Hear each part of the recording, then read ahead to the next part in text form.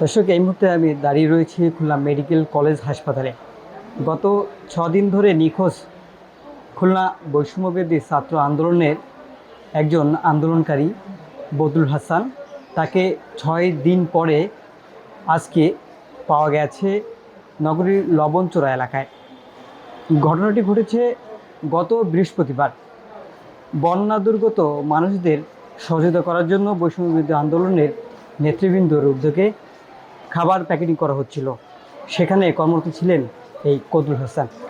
খাবার প্যাকেটিংয়ের পরে তিনি বাসায় যাওয়ার জন্য ওখান থেকে বের হওয়ার পরে নিখোঁজ হন। যেটা হয়েছিল আর কি, আমাকে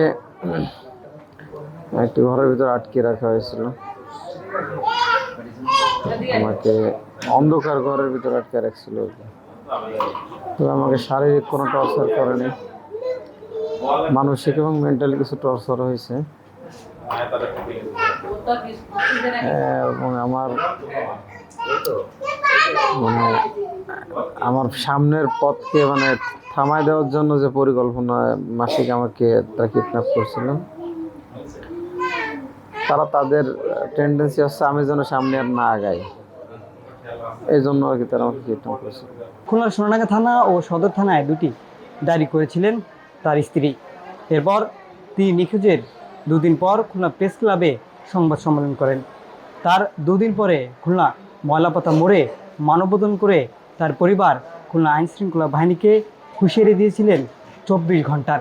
তার 6 দিন পরে আজ হঠাৎ করে তাকে পাওয়া গেছে অচেতন অবস্থায় খুলনার লবণচোরা থানার দারোগা লেনের সুলতান আহমেদ জামে মসজিদের সিঁড়িতে। সেখানে মুসল্লিরা তাকে দেখতে পেয়ে হাসপাতালে নিয়ে আসেন। আপাতত ও মোটামুটি সুস্থ আছে, ডাক্তার রেস্ট নিতে বলছে আর ওষুধ চলতেছে। ও সুস্থ হইলে সবকিছু তথ্য দেবে হয়তো। এখন সে পুরো সুস্থ না, ডাক্তাররা বলেছে রেস্টের প্রয়োজন। ওসি স্যার আসছিল, দারোগা স্যার আসছিল, ওনারা এসে হাসপাতাল পর্যন্ত আগে দিয়ে গেছে, ভর্তি করে দিয়ে তারপর আমরা গেছি। বৈষম্যবিরোধী ছাত্র আন্দোলনের এই আন্দোলনকারীর কথা মতে এই ধরনের নেককারজনক অপহরণ, গুম যাতে অন্য কাউকে না হতে হয়, এই আহ্বান জানিয়েছেন। জি, অবশ্য সবাইকে সাবধানে থাকা উচিত। সবাই নেতৃত্ব চায়, ম্যাক্সিমাম মানুষগুলোই নেতৃত্ব চায়। তো সেক্ষেত্রে নেতৃত্ব চাওয়ার ক্ষেত্রে হতে পারে অন্তর্দ্বন্দ্ব ভিতরে ঢুকে যেতে পারে। আর মানুষ স্বাভাবিকভাবে পথের কাঁটা সরানোর জন্য সবসময় চেষ্টা করে।